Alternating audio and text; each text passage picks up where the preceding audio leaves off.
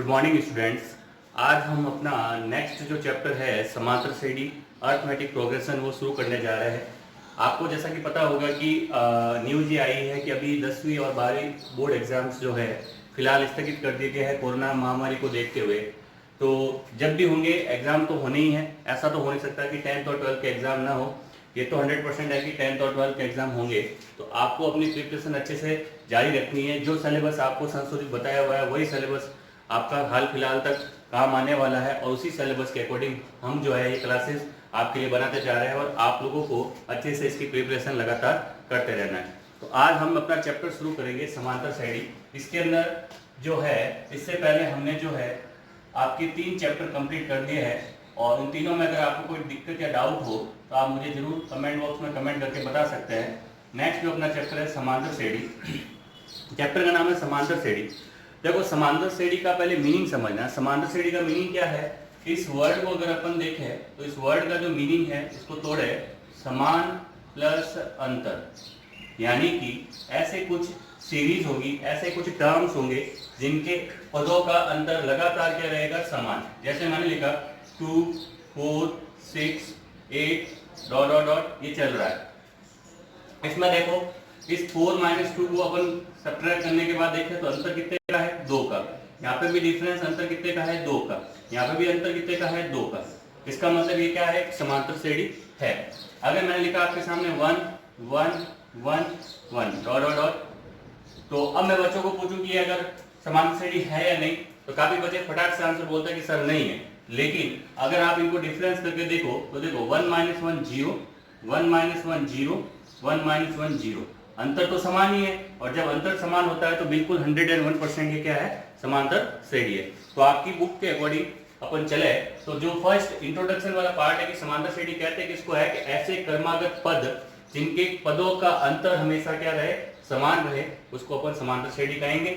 उसके बाद first type का जो क्वेश्चन इसके अंदर बनता है कि भाई आपको ये चेक करना होता है कि कोई सीरीज समांतर श्रेणी है या नहीं, तो उसका तरीका भी मैंने आपको समझाया था और कुछ एग्जांपल्स जो आपकी बुक के है वो सॉल्व करके देख लेते हैं। जैसे आपके पास एक दे रखा है √3, √6, √3√6, √9 एंड √12। इसको मैं अगर चेक करूं कि ये समांतर श्रेणी है या नहीं, तो सबसे पहले मुझे इन दोनों का डिफरेंस निकालना है। इसका मतलब √6 - √3। √6 को बच्चों में लिख सकता हूँ √3 × √2 माइनस √3, यानी कि √3 कॉमन आ जाएगा, अंदर बच जाएगा √2 - 1। ये तो हो गया इसका डिफरेंस। उसके बाद √9 - √6, √9 को अपन लिख सकते हैं √3 × √3 माइनस इसको लिखेंगे √3 × √2। यहाँ से √3 कॉमन आ जाएगा, अंदर बच जाएगा √3 - √2। तो यहाँ से आपको ये पता चल गया कि देखो डिफरेंस क्या है? अलग अलग है। डिफरेंस अलग अलग है, इसका मतलब ये कोई समांतर श्रेणी नहीं है। इसी तरीके से एक और एग्जांपल जो आपकी बुक का ही है 5.1 एक्सरसाइज का, जिसके अंदर आपको दे रखा है देखो a, a², a³ a⁴ ये समांतर श्रेणी है या नहीं। मैंने वही एग्जांपल लिया है जो आपको समझ में आने में थोड़ी सी दिक्कत होती है। तो इसके अंदर देखो a² - a करेंगे, a कॉमन आ जाएगा, अंदर बच जाएगा a - 1। फिर a³ - a² करोगे, a² कॉमन आ जाएगा, अंदर बच जाएगा a - 1। तो यहाँ से फिर से पता चल रहा है कि या a × a - 1 है या a² × a - 1 है। इसका मतलब ये भी समांतर श्रेणी नहीं है। एक और एग्जांपल देखो सेम इसी तरीके से। नेक्स्ट एग्जांपल है आपके पास √2, √8, √18,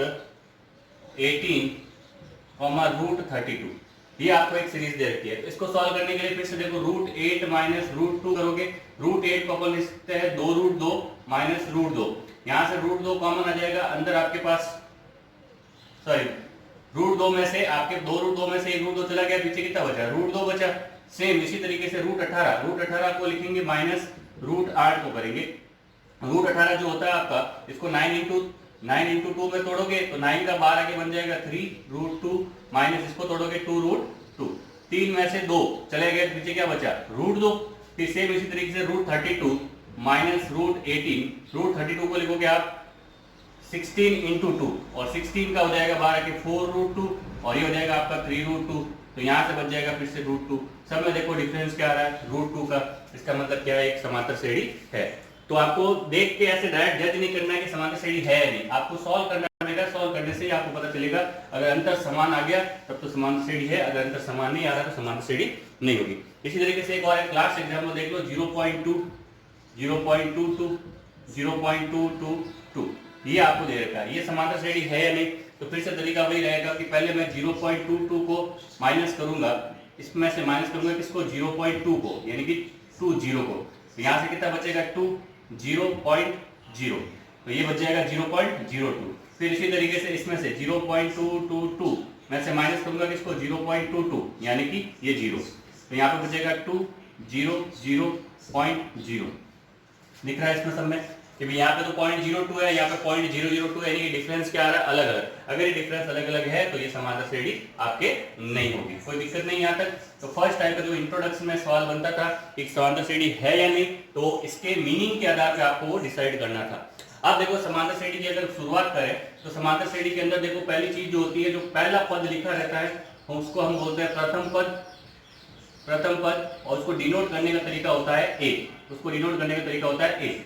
और जो दो पदों का अंतर होता है, दो पदों का अंतर, उसको हम बोलते हैं सार व अंतर, कॉमन डिफरेंस, सार व अंतर। और इसको डिनोट करने का तरीका होता है डी, और एज ए फॉर्मूला अपन बात करेंगे तो सेकंड पद माइनस फर्स्ट पद, यानी कि किसी भी एक पद में से उसका आगे वाला पद आप घटा दोगे तो क्या आ जाएगा, सार व अंतर डी आ जाएगा। फिर नेक्स्ट एक और टर्म होती है इसके अंदर, पदों की संख्या, यानी कि नंबर ऑफ टर्म्स, उसको हम एन से डिनोट करते हैं। ये आपको ध्यान रखना है, बेसिक इसके अंदर होता है। अब उसके अंदर बात करूं मैं नेक्स्ट, व्यापक पद जो समांतर श्रेणी के अंदर काम में हम लेते हैं, तो देखो क्या होता है कि मैंने जैसे एक सीरीज लिखी 2, 4, 6, 8, तो मुझे यहाँ से पता चल रहा है कि सर a का मान तो 2 है, d का मान मैं अगर बात करूंगा तो 4 - 2 = क्या रहा है, 2। तो हो क्या रहा है कि यहाँ से यहाँ तक गया +2 हुआ, यहाँ से देखो यहाँ से यहाँ तक गया तब कितना हुआ, +4 हुआ +4, यहाँ से यहाँ तक गया तो कितना हुआ, +6 हुआ। तो एक चीज आपको यहाँ से पता चल रही है कि सर यहाँ से यहाँ तक तो +2 हुआ, यानी कि +2 का मतलब क्या हुआ, d ऐड हुआ, यानी कि पहला पद तो a था, दूसरे पद में क्या हुआ, a + d हो गया। ठीक है, नेक्स्ट जैसे ही देखो यहाँ से यहाँ तक आए तो a तो था ही, a कितना था आपका 2, उसके अलावा देखो यहाँ पे 4 ऐड हुआ, यानी कि जो d था उसका 2 से मल्टीप्लाई होने की 2d। नेक्स्ट यहाँ से यहाँ तक देखो a तो 2 था ही, लेकिन 6 ऐड हुआ, यानी कि d का ट्रिपल, यानी कि d का 3 गुना। इस तरीके से ये सीरीज चलती रहती है। 4d, नेक्स्ट आएगा 5d। ये आपकी समांतर श्रेणी के व्यापक पद होते हैं कि a + d, a + 2d, a + 3d, a + 4d, a + 5d। इस तरीके से आप समांतर श्रेणी के व्यापक पद बता सकते हो। अब आपको देखो क्या दिया जा सकता है कि पहला पद a दिया जा सकता है, सार अंतर d दिया जा सकता है, पूछा जा सकता है कि इसी समांतर श्रेणी बताओ, तो कोई दिक्कत नहीं है। पहले पद में a की जगह a रखो, a + d करो, a + 2d करो, a + 3d करो, इस तरीके से आपकी समांतर श्रेणी निकल जाएगी। अब देखो नेक्स्ट एक और चीज, कई बार जो है इस तरीके से ना पूछ के बोलेगी सीधा आपको कोई सीरीज दे दी 2, 4, 6, 8, मैंने बोला इसका 5वां पद बताओ तो आप बोलोगे सर 10, मैंने बोला इसका 6ठा पद बताओगे तो आप बोलोगे 12, लेकिन मैंने बोला इसका 18वां पद बताओ, तब फिर आपके लिए कैलकुलेशन गणना जो है वो थोड़ी सी क्या हो जाएगी, मुश्किल। तो इसके लिए एक सॉल्यूशन है। अभी हमने देखा था कि जो इसका पहला पद A1 जो था वो क्या था, a था। जैसे मैंने इसका A2 दूसरा पद निकाला वो क्या आया, a + d आया। जैसे ही मैंने इसका तीसरा पद A3 निकाला, a + 2d आया।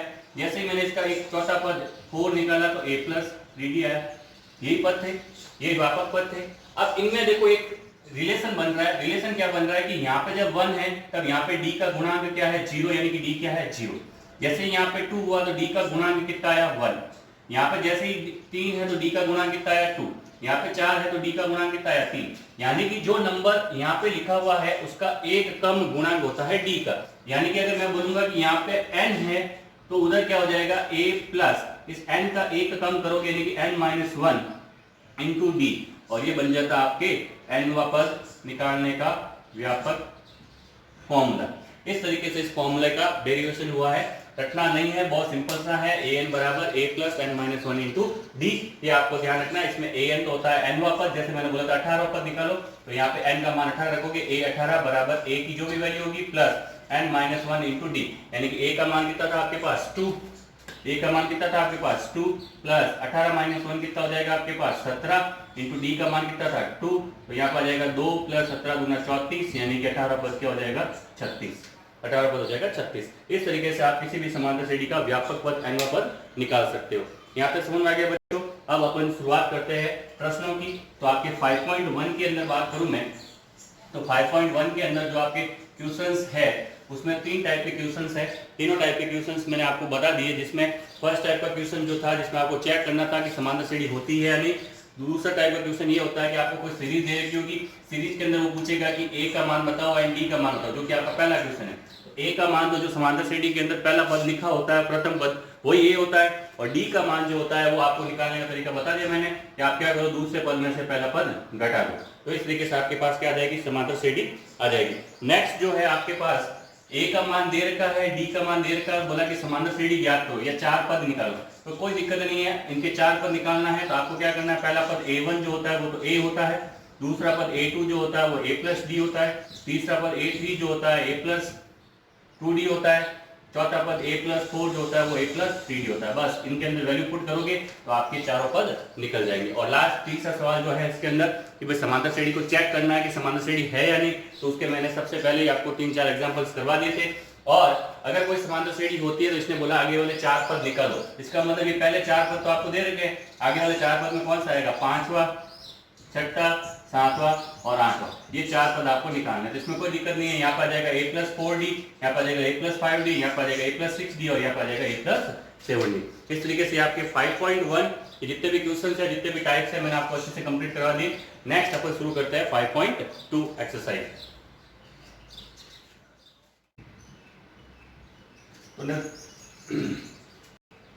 तो बच्चों नेक्स्ट अपन शुरू करते हैं 5.2 एक्सरसाइज।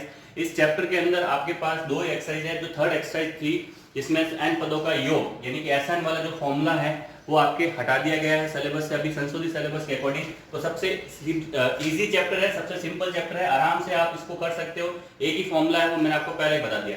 इसमें फर्स्ट टाइप का जो क्वेश्चन बनता है, जैसे आपको कोई सीरीज दे दी √2, 3√2, 5√2, ये आपको सीरीज दे दी और उसके बाद आपको पूछा कि इसका 18वां पद जो है आप निकाल के बताओ। 18वां पद यानी कि 18th पद। तो देखो मैंने आपको बताया था, सबसे पहले होता है a का मान कितना हो गया, √2। फिर होता है d का मान कितना हो गया, 5√2 माइनस 3√2। इसको दोनों को घटा लो या इन दोनों को घटा लो। आप बोलोगे सर ऐसा क्यों किया, तो पहले देखो 3√2 माइनस √2 ये कर दोगे तब भी आंसर क्या आएगा, 2√2। अगर आपने यहाँ पे 5√2 माइनस 3√2 कर दिया तब भी आंसर क्या आएगा, 2√2। ठीक है, कोई दिक्कत वाली बात नहीं है। डी का मान आ गया। अब देखो एन का मान कितना दे रखा था, 18। फॉर्मूला क्या था मेरा, an बराबर a plus n minus 1 into D. तो an में n का मान हो गया 18 बराबर a की जगह आ गया मेरे पास √2 प्लस यहाँ पे आ जाएगा 18 माइनस 1 इंटू डी का मान आ गया आपके पास 2√2। तो यहाँ से आ जाएगा √2 प्लस यहाँ पे आ जाएगा 17 इंटू 2√2, यहाँ पर आ जाएगा √2 प्लस 17 इंटू 2, ये हो जाएगा 34√2, ऐड होकर आ जाएगा 35√2 आंसर। कोई दिक्कत नहीं है, बहुत इजी है, आराम से आप लोग कर सकते हो। फर्स्ट टाइप का क्वेश्चन इसके अंदर यही बनता है। इसके फर्स्ट जो क्वेश्चन है 5.2 का फर्स्ट, उसमें 3 सवाल दे रखे थे, उसका एक मैंने आपको करवा दिया, बाकी 2 आप आराम से कर लेना। कोई दिक्कत हो तो मुझे बता देना। नेक्स्ट जो इसमें सेकेंड टाइप का जो सवाल है उसके अंदर क्या दे रखा है, आपको सीरीज दे रखी है, जैसे 84, 80, 76, ये आपको एपी दे रखी है, समांतर श्रेणी दे रखी है। इसमें इसने बोला कि इसका कौन सा जो पद है वो शून्य है, कौन सा पद जो है इसका शून्य है। अब यहाँ पे देखो, यहाँ पे एक चीज और बता देता हूँ मैं आपको कि ये जो फॉर्मूला था an बराबर a plus n minus 1 into D, इस फॉर्मूले के अंदर 4 वेरिएबल है, एक तो an, एक a, एक n और एक b, ये 4 वेरिएबल है। घुमा फिरा के एग्जामिनर क्या करेगा कि इन 4 में से एक वैल्यू गायब करेगा और 3 वैल्यू आपको देके चौथी वैल्यू आपसे पूछ लेगा। तो जो ये ऊपर वाला जो सवाल है इसके अंदर देखो a आपको दे रखा है, इन दोनों को माइनस करोगे तो क्या आ जाएगा d, यानी कि a का मान तो हो गया 84, d का मान हो जाएगा आपके पास 80 माइनस 84 जो क्या आ जाएगा माइनस का 4। ठीक है, यहाँ तक कोई दिक्कत नहीं है। अब देखो n नहीं दे रखा, n तो पूछा है, कौन सा पद दे क्या रखा है आपको, an दे रखा है कि an का मान कितना है, शून्य, वो आपको करना है। फॉर्मूले के अंदर वैल्यू पुट करेंगे, 0 बराबर a का मान 84 प्लस n माइनस 1, n आपको निकालना है, इंटू d का मान कितना हो गया आपके पास, माइनस का 4। ये प्लस का 84 इधर आके हो जाएगा माइनस का 84, सामने देखो माइनस 4 से गुणा करोगे, माइनस का 4n माइनस माइनस प्लस का 4, प्लस 4 इधर आके क्या हो जाएगा माइनस, तो बनेगा आपके पास माइनस का 88 बराबर माइनस का 4n, n बराबर आ जाएगा माइनस 88 बटा माइनस 4 बराबर 22। तो कौन सा पद इसका शून्य होगा? 22वां पद जो है इसका जाके क्या हो जाएगा? शून्य। अब देखो इसमें एक और चीज जो इंपॉर्टेंट बताता हूं मैं आपको, n का मान हमेशा पॉजिटिव होल नंबर होगा। पॉजिटिव होल नंबर मतलब पॉजिटिव पूर्ण संख्या होगी। अगर आपका n का मान फ्रैक्शन में, टुकड़ों में आ रहा है, पॉइंटों में आ रहा है या माइनस में आ रहा है, इसका मतलब ऐसी कोई समांतर श्रेणी नहीं है, क्योंकि n है पदों की संख्या और पदों की संख्या हमेशा धनात्मक और पूर्ण संख्या प्राप्त होनी चाहिए। ये आपको ध्यान रखना है। इसमें कई बार ऐसे भी पूछ लिया जाता है कि आपको जो है ऐसी सीरीज दे दी, बोल दिया कि इसका कोई पद 301 है, क्या ऐसी कोई सीरीज है? तो वो नेक्स्ट टाइप का सवाल जो है हम कर लेते हैं डिस्कस। तो आपके 5.2 के दो क्वेश्चंस जिसके एक एक टाइप मैंने आपको बता दिए। अब देखो नेक्स्ट थर्ड टाइप का जो क्वेश्चन है, इसमें आपको बोला कि आपके पास सीरीज है 5, 11, 5, 11, 17, ये सीरीज दे रखी है। बोला कि इसका कोई पद जो है 301 है या नहीं, आपको बताना है इस सीरीज के अंदर कोई एक पद 301 है या नहीं। तो मुझे पता है कि मेरा फॉर्मूला तो सिंपल सा, an बराबर a plus n minus 1 into D. an की जगह कितना हो जाएगा? 301। डी तो चेक करना है आपको, a की जगह कितना हो जाएगा? 5 प्लस n मुझे निकालना है इंटू डी। डी कितना हो जाएगा? 11 माइनस 5 कम करेंगे तो आ जाएगा 6। 5 इधर आके पहले माइनस हो जाएगा तो बचेगा आपके पास 296। उसके बाद देखो सामने ये मल्टीप्लाई होकर 6n माइनस 6, ये माइनस 6 इधर आके जुड़ जाएगा तो कितना हो जाएगा? 302 बराबर 6n। तो n की वैल्यू आ जाएगी आपके पास 302 बटा 6, भाग लगाओगे पहले 5 बार, 5 बार पूरा पूरा चला गया, 5 छंग 30। उसके बाद देखो 0, ठीक है, पॉइंट। फिर उसके बाद देखो 2 के अंदर जाएगा 3 बार, और जैसे ये पॉइंट लग गया यानी कि मुझे पता चल गया कि n का मान पॉइंट में आ नहीं सकता। इसका मतलब इस सीरीज के अंदर ऐसा कोई पद विद्यमान नहीं होगा, यानी कि 301 जो है इस सीरीज में कहीं भी नहीं आएगा। मतलब ऐसी कोई समांतर श्रेणी नहीं है ये वाली जिसमें 301 हो सकता है। तो इसमें ये थर्ड टाइप का जो आपके सवाल बन रहा था वो भी मैंने डिस्कस कर लिया। ये आपके फर्स्ट, सेकंड और थर्ड तीनों सवाल के जो एक एक टाइप थे वो मैंने आपको बता दिए। नेक्स्ट इसके अंदर सवाल बनता है जिसके अंदर आपको डायरेक्ट कोई टर्म दे दी जाती है, 2 टर्म दे दी जाती है और तीसरी टर्म आपसे पूछ ली जाती है। जैसे इसके अंदर एक सवाल है, किसी समांतर श्रेणी का तीसरा पद जो है 16 है, तो तीसरा पद 16 है मतलब a3 बराबर कितना हो गया? 16। फिर इसने बोला कि इसका जो है सातवां पद 5वें पद से 12 अधिक है। देखो सातवां पद यानी कि a7, 5वां पद मतलब a5 से कितना अधिक है? 12 अधिक है। चलो कर दिया 12 अधिक, ठीक है। उसके बाद बोला कि आपको जो है इसकी श्रेणी निकालनी है, समांतर श्रेणी निकालनी है। तो मुझे समांतर श्रेणी निकालने के लिए a चाहिए होता है और d चाहिए होता है। तो इसको मैं अगर लिखना चाहूं तो क्या लिखूंगा? a plus 2d। बता रखा आपको कि अगर यहाँ 3 है तो d का गुणांक कितना रहेगा? 2। इसको जो मैं लिखूंगा a प्लस 6d, इसको मैं लिखूंगा a प्लस 4d प्लस 12। ये a और ये a कट जाएगा, इधर आके माइनस होकर ये 4d इधर आके हो जाएगा माइनस, तो बचेगा 2d बराबर 12, यानी कि d की वैल्यू आपके पास आ जाएगी 6। ये d की वैल्यू 6 में ले जाके यहाँ पुट करूंगा इस समीकरण के अंदर, यानी कि a प्लस 2d बराबर मेरे पास यहाँ पे है 16, तो a प्लस 2 इंटू 6 बराबर 16, तो a प्लस 12 बराबर 16, तो a बराबर आ जाएगा आपके पास 4। जैसे ही a और d आ गया, आपको दिक्कत वाली बात ही नहीं है। मुझे पता है कि भाई सीरीज जो होती है a1 होता है a, a2 होता है a प्लस d, a3 जो होता है वो होता है a प्लस 2d, a4 जो होता है a प्लस 3d। बस a और d के मान यहाँ पुट कर दो, पुट करने पे अपनी सीरीज आ जाएगी। जैसे 4, नेक्स्ट आ जाएगा 4 प्लस 6 इक्वल्स टू 10, नेक्स्ट आ जाएगा 4 प्लस 12 इक्वल्स टू 16, नेक्स्ट आ जाएगा आपके पास 4 प्लस ये हो जाएगा 18 इक्वल्स टू 22, यानी कि आपको पता चल जाएगा 6 का गैप चल रहा है, 6 का गैप यहाँ पे भी चल रहा है। तो इस तरीके से आप इस टाइप का सवाल भी कर सकते हो। एक इस टाइप का और सवाल बता देता हूँ आपको, ताकि आपके इस टाइप के सवालों में कभी दिक्कत ना रहे, जब बल्कि है बिल्कुल आसान सा, सिंपल सा। देखो एक और सवाल है जिसमें बोला गया है कि एक समांतर श्रेणी का छठा पद, यानी कि छठा पद मतलब a6 जो है वो 19 है, और दूसरा आपको बोला गया है कि इसका 17वां पद जो है वो 41 है, तो 17 इक्वल्स टू 41, ये 17 इक्वल्स टू 41। और बोला है कि इसका 40वां पद आप निकालो, यानी कि n बराबर कितना दे रखा है? 40, यानी कि a40वां आपको जो है निकालना है, a40वां तो निकालना है। तो a40वां निकालने के लिए मुझे a और d की जरूरत पड़ेगी, और a और d निकालने के लिए आपको हिंट दिया है, तो इसको मैं लिखूंगा a प्लस 5d, इसको मैं लिखूंगा a प्लस 16d। अब देखो दोनों समीकरणों को माइनस करें, इन दोनों समीकरणों को माइनस करें, minus minus minus, plus a minus a cut जाएगा, तो यहाँ पे जो है आपके पास बच जाएगा माइनस का 11d, ठीक है। और सामने जो बच जाएगा आपके पास माइनस का 22, माइनस माइनस कट जाएगा, 11 से 22 कट जाएगा 2 बार, तो d का मान कितना आ गया आपके पास? 2। ये जो चीज अपन ने की है, ये आपने 9th क्लास में विलोपन विधि से समीकरणों को सॉल्व करना सीखा होगा, वो वाला कंसेप्ट है। अब d का मान जो है 2, इन दोनों में से किसी एक समीकरण में पुट कर दो, यानी कि a + 5d = आपके पास है 19। तो a की जगह तो a रहेगा, 5 × d की जगह आ गया 2 = 19। तो a प्लस ये हो गया 10 = 19, 10 उधर जाके माइनस, तो a = 9। a आ गया, d आ गया और n आपको 40 दे रखा है। तो फॉर्मूला कौन सा, an = a + n - 1 × d। इसमें पुट करो वैल्यूज a n d की, तो आपके पास क्या आ जाएगा, इसका 40वां पद आ जाएगा। तो इस तरीके से भी आप इन सवालों को सॉल्व कर सकते हो, यहाँ तक कोई दिक्कत नहीं है। नेक्स्ट अपन बात करते हैं, देखो नेक्स्ट टाइप के जो इसमें क्वेश्चंस बनते हैं कि भाई आपको जो है बोला जाएगा कि 3 अंकों की कितनी ऐसी संख्या है जो 7 से विभाज्य है। बस ये प्रश्न है, आपका प्रश्न खत्म हो चुका। 3 अंकों की ऐसी कितनी संख्या है जो 7 से विभाज्य है। तो मुझे पहले तो ये देखना है कि 3 अंकों की जो संख्या है वो शुरू कहाँ से होती है। तो मैंने बोला कि 3 अंकों की संख्या शुरू 100 से होती है, लास्ट 9 तक जाती है। तो आपको देखना है इनके बाद कंटिन्यूस ऐसे टर्म्स जिसके अंदर 7 का भाग जाना चाहिए। तो मैं पहले 100 में चेक करूंगा, फिर 102 में चेक करूंगा, फिर 103 में चेक करूंगा।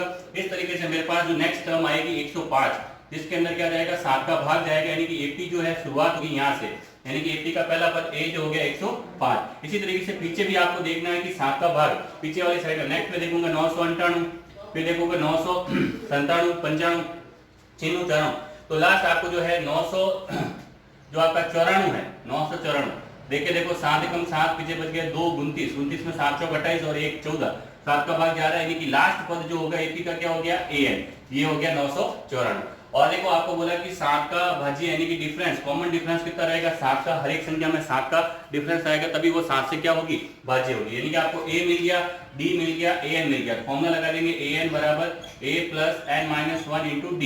an की जगह आ गया आपके पास 994, a की जगह आ गया 105 प्लस n - 1 × d का जगह आ गया आपके पास 7।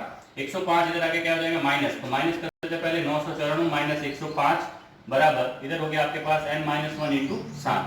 14 में से 5 गया, पीछे बचा 9, यहाँ 8, ये आ जाएगा 8, यहाँ पर जाएगा आपके पास 8, ये हो जाएगा n - 1 × 7। 7 का इसके अंदर भाग हो गया, 7 एकम 7, पीछे बच गया 1 18, 7 दूनी 14, पीछे बच गया 4 × 50, 7 7 49, n - 1 इधर आके क्या हो जाएगा, जुड़ जाएगा, यानी कि n का मान आ जाएगा 128। इस तरीके से खूब सारे सवाल बन सकते हैं। जैसे मैंने बोल दिया कि 2 अंकों की ऐसी कितनी संख्या है जो 4 से भाज्य है, 3 अंकों की ऐसी कितनी संख्या है जो 2 से भाज्य है। तो आपको इस तरीके से चेक करना है कि पहला पद जो जिससे भाज्य दे रखा है वो देखना है उस सीरीज के अंदर, और लास्ट पद देखना है कि वो क्या होता है। उसके बाद आपके पास a आ जाएगा, an आ जाएगा, और जिससे भाज्य होता है वही क्या होता है, आपका डिफरेंस होता है। सेम चीज होती है गुणज के अंदर भी, ये भी आपको ध्यान रखना है। इस टाइप का सवाल भी बनता है, वो मैंने आपको यहाँ पे करवा दिया।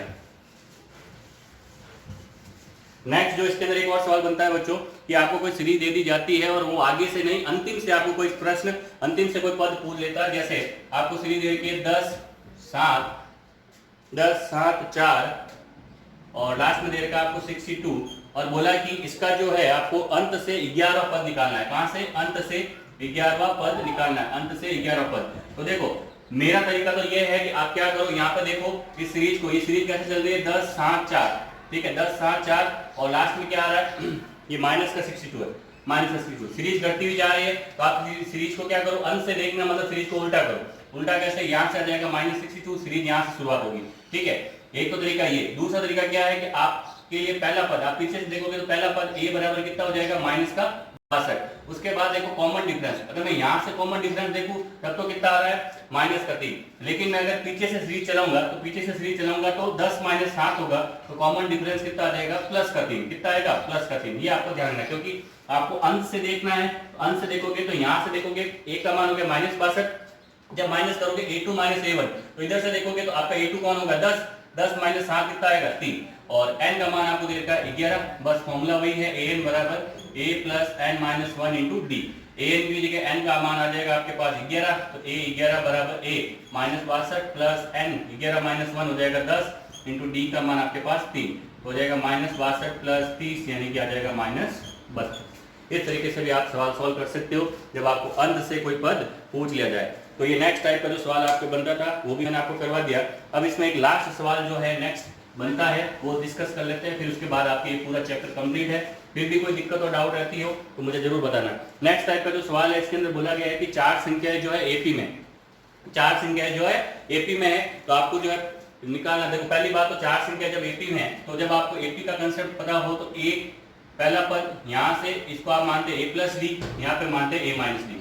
जब तीन पद आपको दे रखे हैं, जब चार पद दे रखे हैं तो नेक्स्ट इधर से देखो, इधर तो होगा आपके पास ए माइनस डी, सॉरी ए प्लस डी और ए प्लस थ्री डी, और इधर जो होगा आपके पास ए माइनस डी और ए प्लस थ्री डी, सॉरी ए माइनस थ्री डी। इस तरीके से चार पद माने जाते हैं। ठीक है, अगर आपको दिमाग हो कि सर ऐसा क्यों किया, अगर आप इसको ऐसा नहीं लेना चाहते हो तो आपको वही जो कंसेप्ट जो मैंने बताया था व्यापक पद वाला, a1 a2 a3, यानी कि a plus D, a plus 2d, a plus 3d, a plus 4d, इस तरीके से लेके करोगे तो भी आपका सवाल सॉल्व हो जाएगा, कोई दिक्कत नहीं आएगी, कोई दिक्कत नहीं आएगी। जैसे इसमें सवाल दे रखा है कि चार संख्या समांतर श्रेणी में, तो मैंने बोला चार संख्या समांतर श्रेणी में a1 यानी कि a plus D, a plus 2d और a प्लस 3d, ये चार संख्या समांतर श्रेणी में हो गई।